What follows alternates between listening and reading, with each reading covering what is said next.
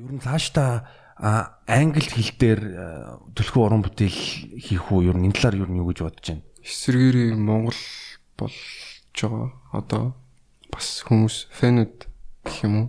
Миний сонсогчд тийм юм хүсэж байгаа юм шиг л тэгээд за би бас нэг тийж монголоор хийж чадахгүй гэж боддог бас хэсэг хүмүүс байсан. Тийм болохоор би бас ингээ энэ чинь хийчнэ гэдгээ ер нь бол харуулах гал. Тийм. Гэхдээ бас тийм англи эсвэл орос дуунууд байхаа цааш та. Гэхдээ тэрийг бол шүүгээд хүмүүс сонсохгүй л гэсэн дэр баг. Ойлгохгүй юм угаасаа сонсч хэрэггүй л гэх юм. Тэг яг хөгжмөнд гоё л бас сонсон л доо. Би бас ер нь жоохон ойлгохгүй хэлнийхаа дууг сонсч чаддгүй. Бразил дуу мó аян амар гоёгаад идэг. Юу гэдэг юм бол гээд бүр сүлдө үгийг хайж үзэнгүүт шал бодчихснаас өөр ангууд юу вэ гэдэг. Тийм талтай. Тэр юм тийм шүү. Шалтгаална би одоо жишээ нь орос хэл дээр яг нэг 40-60% ингээ ойлгочдөг. Пош, герман, англи, монгол хэл энэ дөрвөн хэл дээр ер нь дуу сонсох дуртай. Ягаад гэвэл ойлгодог болохоор ялангуяа хипхоп хөгжимчин бол яг үг маш чухал байдаг. Тэр үгийг ойлгож иж бас тэр айтен зогцоо тэгэл за юм хэлж байгаа юм аа гэл болохоор ер нь маш чухал байдаг даа гэж хэлэхгүй. Тийм. Угаасаа нэг артист өөрөө хийхдээ тэрийг мэдээж ойлгуулахгүй гэж хийхгүй. Нэг хүмүүст аудиенс ойлгуулах гэж хэлсэн маа. Тэгээд тэрийг ойлгож чадахгүй бол тэгэл сонсоод ирэхгүй юм шиг санагдаад. Тэгээ яг нэг өөр нэг хэл дуу сонсонгуудаа дээр нэг доор нь комент бичээл ер нь амар гоё дүүсэн байна. Гэтэ чи яг юуны талаар дуулсан бэ гэл. Тийм. Би яг чиний ер нь зөндөө олон амар тийм амттай аймууд чамд бол ер нь байгаа. Ялангуяа тэр онлайн хичээл надад тэрний одоо панчууд нь маш их яг нэг stand up comedy чинь бас punchline гэж байдаг рэптэй төстэй. Би юу нүбцэн гэвэл нэг хоёр нь яг нэг надад толгонд наалтсан яг юу вэ гэвэл яг үнцэнтэй рам яг л Парисын лүвэр. Энэ 35К-гийн бас юу утасны чинь жилэгдсэн дээр биш ухамсар чинь баймаар байна. Яг тэр дөрвөн мөрцүүд нь бас л яг амар ер нь зөв байсан л да. Баярлалаа. Тэгээ Сашийн хувьд ер нь бол ямар уран бүтээлчд чамд одоо нөлөөлсөн бэ? Миний анзаарагдсанаар бол чиний хөгжмийг сонсонгуудаа би за энэ уран бүтээлч нөлөөлсөн байж магадaltaй гэж бодсон. Тэд нар юм гэвэл одоо тэгээ Opposite, Nirvana, Nirvana, Travis Scott, Kid Cudi, Mechanic. Яг л та гэхгүй. Бусд нь Mechanic-ийг л арчиж. Бусд нь бол тийм. Тэгээ одоо л би гэхдээ сонсоод эсвэл ингээд фэн болоод явж байгаа гадаад артистуудаасаа аль болох юм копидэхгүй байхыг хүсдэг. Тийм. Би одоо тэрийг сонсдог үлээгээ заавал тэрнтэй адилхан байх албагүй шүү дээ. Тийм болохоор тэгэл тэрнээс өөр, гэхдээ тэрнээс гоё ч юм уу. Тэгэл тэрнээс биш миний яг сонсдог хөгжим хийдэг хөгжим шал өөр гэдэг юм байна. Тэг манай найзууд намайг гайхдаг шүү дээ. Юу юм уу вэ? Чи одоо амар хипхоп биш юм уу тэрэл. Тэг яг үндэ шал өөр хөгжим сонсдог. Одоо сүүлийн үед цааш ер нь ямар артистуудыг сонсч манай үзэгчд бас сонирхолтой байж магадгүй хаа энэ талаар ярих юм бол би сүүлийн баг 2-3 сар нэг дуу сонсохгүй. Тийм. Өөрийнхөө яг хөгжмийг хийж байгаа болохоор аль болох ингээд өөрийнхөө филээр өөрийнхөө хөгжмүүдийг хийцэн багануудаа сонсоод дутууг нөхөд энэ юм байна, тэрний юм байна. Над өөр санаа орж ирвэл энийг дуусгая гэл. Тэгэхгүй бол ер нь хөгжим сонсоод байвал амар хэцүү юм байна да. Хөгжмөө сонсох гээд идэв цаашаа. Өөрөө дуугаа хийхэ болчдөг. Гэхдээ сонсвол зүгээр EDM house эсвэл minimal гэх мэтчлээ ингээд үггүй зүгээр аянууд хөгжим сонсдог. Тийм. Тэр нь ингээд надад амар тайвширт юм аа. Ингээд нэг хэвэндээ байгаад байдаг хөгжим. Ялангуяа одоо хүмүүс бол ихэнх нь тэгэл Kendrick Lamar өөр хэм битүүлээ J Cole энэ сонсдог шүү дээ. Тэр эдийг бол байнга сонсоод чаддгүй юм л. Яг тэгвэл хитрхи ойлгоод идэм баг. Агаарт нь ороод ингээд яг тийм байдалтай болоод иддэг болохоор анх бол яг бас өөр идэвсэн л та. Энэ шиг юм дуу хийсэн гэх юм уу юм бодолтой идэвсэн. Тэгээ сүүлдээ бол би өөр хийж л угаасаа би болох юм чи ингээд би яг би явахыг л одоо хүсэж байгаа тийм. Зүг. Би бас нэг юм асуух гэсэн. Чи бас нэг юу постн дээр тийм 10 сарын 3 1895 гэсэн тийм. Тийм. Сергей Есенинтэй холбоотой юу юу? Тийм. Намайг манай ангийнхан Есенин гэдэг адилхан гэдэг. Тэг би өөрөө Вологдоо нэг юу байдаг вэ? Шүлэгчдийн шүлэг бичдэг хүмүүсийн цуглаанд явслам уу? Poetry slam гэдэг. За тиймэрхүү. Гэхдээ бол ном бичдэг, шүлэг бичдэг. Ер нь өвөнөр цугладаг газар би ганцаараа тэг намайг өсмсөн ингээд ийм болгочоор яг намайг хүмүүс Есенин гэдэг тэгэхгүй юу. Тэг Монгол Есенин нэтэргэл. Тийм л. Тэг өөрөө тэрэндээ жоохон дуртай болсон сүлд. Тэр яг тийм шүлгийн болон яруу найргийн тэр ивентийг яаж олсон тэгээд ер нь тэд нар хэр тогтмол болдгоо.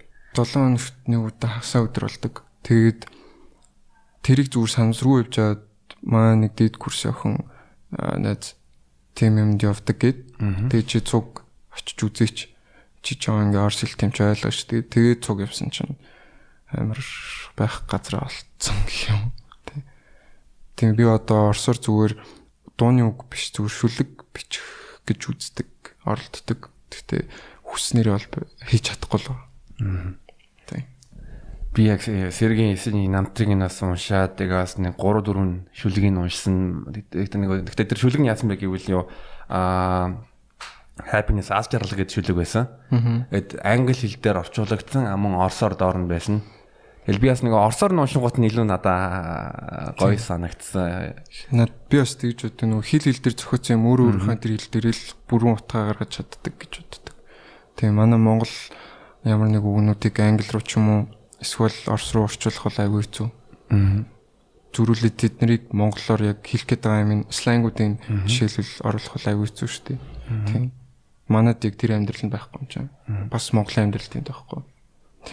Би бас яг энэ Сергей Есенин нэг энэ амар амархан байсан та тэр нэг зүгээр л Google дээр ингээ бичиж ирэнгүүт нь шууд Wikipedia дээр Сергей Есенины дүрсүүдэр ингээ гараад ирчдэг. Би я дараа нь нэг хамзаарангуудаа бас чиний юунууд дээр нь ерөнхийдөө раймуудын одоо зүгээр одоо жишээлбэл тэгээ ингэсэн тэгсэн гэсэн юм байхгүй бас арай жоохон тийм next level холбоосод байгаа байхгүй юу? Тэгээс харангууд нь бас нэг шүлэг рэпто мөртлөө бас давхар яруу найргийн шинж чанартай. Түүгээр бас тоглосон. Тийм би яг юу гэдэг бол өөрөө мэдэхгүй зүгээр л хийчихдээ тийм. Тэрнээс яг ингэ хийчихдээ. Одоо бол сүултээ баг заавал сүул олбох ёстой ч юм уу тэр гэсэн боддог болцсон. Хөгжмөн өөрөө эсвэл утгаа ч юм уу яг зөв хэлж ивэл тэгээд ямар ч үс яах вэ? Би өөрөө нэг бас амар хипхоп мэдлэг хуучны мэдлэг энэ төр бол байхгүй. Тийм болохоор надад тэгдэг гэж магадгүй энэ заавал байх стилмент юм уу би бас сайн мэдэхгүй. Зүгээр л өөрийнхөө юмэр байгаа юм бол гэдэг. Тийм болохоор л тийм байгаа та. Тэгээ тэр юуны яруу найргийн ивентүүдээс чи ер нь хамт ямар шүлгүүд хамгийн эсвэл ямар хүмүүсийн хамгийн таалагдсан хамт бас чиний одоо уран бүтээлд ер нь нөлөөлсөн бай ер нь бол яг гэвэл тэр ивент болгоноос шинэ юм аваад шинэ мэдрэмж авна үстэй тий. Тийм ер нь надад тийм жоохон реалист эсвэл бол бүр амар үлгэрийн бичдэг хүмүүс нь таалагддаг ус. Тэд нар дандаа нэг солигдчихдаг болохоор би бас нэр ус тань сайн мэдэхгүй. Тийм. Гэхдээ яг тийм нэг бол яг юмыг байгаа боддоор нь бичсэн байдаг хүмүүс байдаг гэсэн. Түнгүүд нөгөө талд нь жоохон үлгэрийн зохиомжтой амар бүр нэг төсөөлөгдөд нүдэнд харагдтал бас бичсэн хүмүүс байдаг. Тэгэл тийм л хүмүүсийн юу гэдэгс тэрнээс хайр марын шүлэг мүлэг нь бол надад нэг гоё ч юм уу мэдрэмж өгдөг бол байгаагүй. Яг гоё л бичсэн байдаг гэсэн л та. Тийм. Чи өөрөө тэр ивентүүд дээр ер нь шүлэг уншиж үзчихсэн үү? би дуугаа дуулж үзсэн. Нөгөө нэг намайг юм жоох хөвгт ингээ байнгаар идэдэг юу идэв ингээ. Тэгээ би юм ингээ тийм оролт тийм аа гэдэг. Тэгсэн чинь амар туртаа хүлээж аваад чи биднэрт нэг өдөр ингээ цаахан дуулаад өгөө гэд. Тэгээ бас айгүй юу штэ. Надаа яг тэр үед надад төрлийн дуу байвал зүгээр юм байна гэж бодсон. Яг тэгвэл би тэр донд бас учиргүй trap ч юм уу учиргүй хинж ойлгохгүй л тэр юм намуухан хайрын дуу дуулах амар хэцүү штэ. Тийм тэр бол айгүй awkward байсан. Тэгэл яг хөө хийх ёстой юм хийсэн. Ямар дуу дуулсан тэр юм л тэр? Би зүгээр нөгөө нэг өөрийнхөө ерөнхий өнгөс ийм битгаа гэсэн гэдгийг харуулах гад Нисонсыг дуулсан. Ер нь би амьдэр дуулахдаа Нисонсыг өөр амар дуулах туртай. Тэгэд юу дууллаа? 613 гэдэг дуу өгсөн надаа. Тийм тэрийг дуулсан. Одоо юу гэдэг бүх төрлөөс нь хувааж аваад дуулсан гэх юм уу.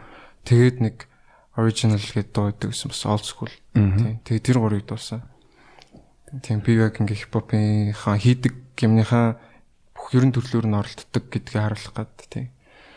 Тэгсэн чинь ерөнхийдөө гаруудад Нисонс хөгшчүүдэд би бүр өөрөө амар гайхсдаг юу вэ? Энд чинь амар тийм темптэй юм байна гэхээр нөө баярлаа гэл. Би эсрэгээр нь бодож ирсэн байхгүй. Бодвол old school-ийг ч бас сонирхгүй. Бодвол тэр намуухан дуунд гоё явах гэж утсан чинь эсрэгээрээс тий. Зөв. Тэгээ бас таагийн тэр мэдгүй байж магадгүй. Гэхдээ Саш Нисфанис дуу яг төрсө дөрөөрөө цацсан. Тий. Өөртөө бэлэг болгосон гэхгүй. Тий. Тийм байлээ. Гэтэ бас л нэ тий ёо яг би яг бодож байгаа яг stand up comedy-янууд бас ер нь тийм одоо яг тийм л өргөн байх хэвээр. Ягаад гэвэл одоо жишээ нь зарим жокууд нь одоо нэмэх 18 байдаг. Тэгэнгүүт нь одоо яг үдчтэй зөриулээд бас тэгээ цэвэрхэн жокууд бас одоо арай жоохон тийм дэрт жокуудтай ингээд аль нь ер нь байх хэвээр. Ягаад гэвэл заримдаа одоо жишээ нь яг тийм тэр үдж байгаа үзэгчд нь дандаа 40-60 насны хүмүүс байна. Тэр хүмүүстээс юмыг ойлгоо. Тэр нэг юм жоохон ер нь бол аль групп тохирох юм хийвэл бас гоё байдаг л да. Ер нь тэгж бодсон. Stand up comedy. Үүднээс бол. Ястай тийг бодож ирсэн.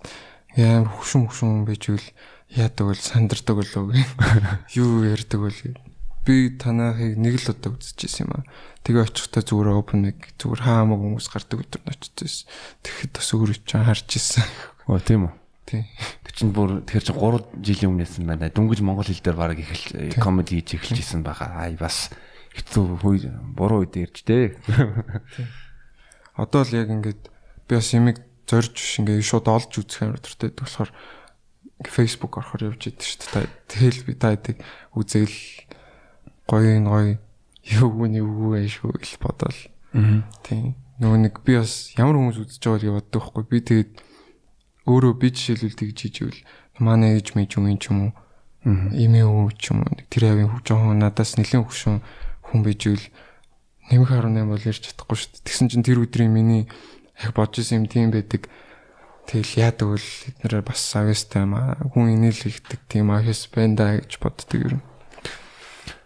Ер нь тийм шүү. Гэхдээ stand up comedy урлагч яг нэг ганцаараа жишээлбэл ханруу хараад тэгэхэр чинь зүгээр нэг өөртөө юм хийж болж байгаа. Заавалчгүй үдчтэй тааруулж иж тийм болохоор яг нэг амьд тоглолт гэдгээр тухайн үед нь жишээлбэл яг адилхан юм аа нэг өдөр 2 дахь өдөр яриа гэж 2 дахь өдрийн шоун дээр тэнгууд нь 4 дахь өдрийн шоун дээр 2 дахь өдөр амар алангуудаа 4 дахь өдөр нь жишээ нь арай тийм фейлдэх магадлал байгаад байдаг юм ба сонин үүдэн авахчдаас ер нь маш их юм шалтгаалдаг тухайн үеийн vibe. За өнөөдөр энэ сэдвэр алдсан болохоо маргааш салнаа гингүүд нь яг тийм бол байдаг амар тэрүүгээр бас филингээр хэлээд өгтэй өөрөө амар ихтэй яг энэ одоо бол яг алж нэг тийм мэдрээд улам үргэлжлүүлж ярих ч юм уу эсвэл нэг болохгүй болчингот жоохон болохгүй юм гэдэг мэдэрчдэг ч юм тийм байдаг л аахгүй тийм би бас найзууд дундаа муугүй комедиан шүү дээ.